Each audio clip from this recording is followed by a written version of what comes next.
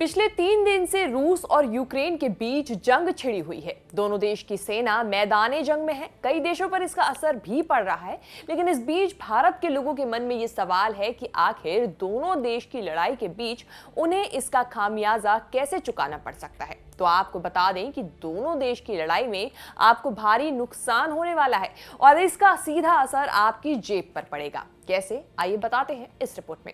नमस्कार, मैं हूं कीर्ति और आप देख रहे हैं न्यूज़ तक। यूक्रेन कई देशों को एडिबल ऑयल सप्लाई करता है, लेकिन वहां चल रहे युद्ध के चलते ये सप्लाई रुक सकती है और इसकी कीमत भी आसमान छू सकती है। जिन्हें नहीं पता उन्हें हम बता दें कि भारत बड़े पैमाने पर दूसरे देशों से क्रूड एडिबल ऑयल का आयात करता है, यानी इंपोर्ट करता है। इन देशों में यूक्रेन का नाम भी शामिल है। ऐसे में रूस यूक्रेन की लड़ाई आगे बढ़ने के साथ ही भारत में क्रूड एडिबल ऑयल की सप्लाई पर इसका असर देखने को मिल सकता है। बता दें कि भारत एडिबल ऑयल की 70% जरूरत इंपोर्ट के जरिए ही पूरी करता है, तो वहीं सनफ्लावर ऑयल के मामले में ये और भी ज्यादा है।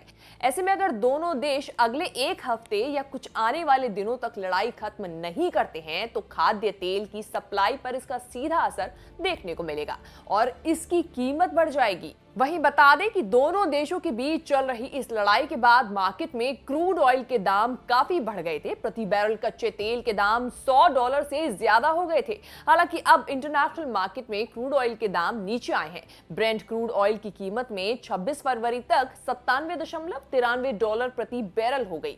लेकिन अगर ये लड़ाई जारी रहती है तो तेल के दाम में इजाफा होगा, जिसका सीधा असर आम आदमी की जेब पर पड़ता दिख सकता है। बता दें कि पिछले 1.5 साल से सरसों तेल, रिफाइंड ऑयल और दूसरे एडिबल ऑयल की कीमतों में काफी तेजी से बढ़ोतरी हुई। हालांकि सरकार की माने तो वो इन तेलों की कीमतों में काबू करने की कोशिश लगातार करती रही है और समय समय पर उन्होंने कदम उठाए हैं। लेकिन अब रूस और यूक्रेन की लड़ाई के बीच तेल की कीमतें आसमान छू सकती हैं।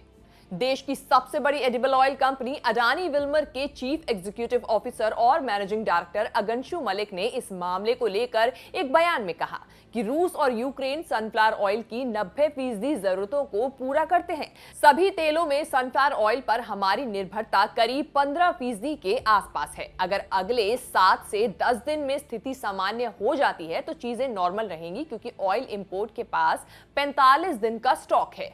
लेकिन संकट और 5-10 दिन जारी रहता है तो ऑयल फैक्ट्रीज बंद रहेंगी और कोई जहाज उपलब्ध नहीं रहता है तो फिर थोड़ी किल्लत पैदा हो जाएगी और अप्रैल में उसका असर देखने को मिल सकता है। रूस और यूक्रेन के बीच लड़ाई शुरू होने से काफी पहले से भारत में एडिबल ऑयल की कीमतें लोगों के बजट बिगाड़ रही हैं। अंतर्राष्ट्रीय बाजार में क्रूड एडिबल ऑयल की कीमतों में बार बार उछाल ढुलाई का खर्च से एडिबल ऑयल के दाम में 50 से 80% का उछाल आ चुका है।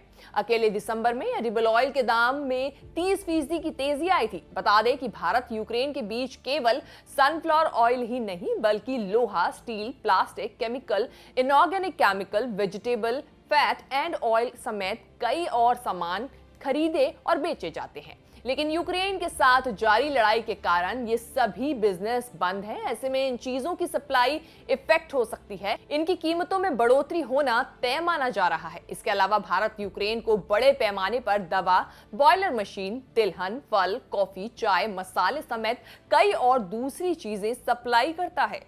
लेकिन अब देखने वाली बात यह होगी, क्या वाकई इसका असर दोनों देश के बीच जो लड़ाई छिड़ चुकी है उसका असर क्या भारत की जो आम जनता है उसकी जेब पर पड़ता दिखेगा?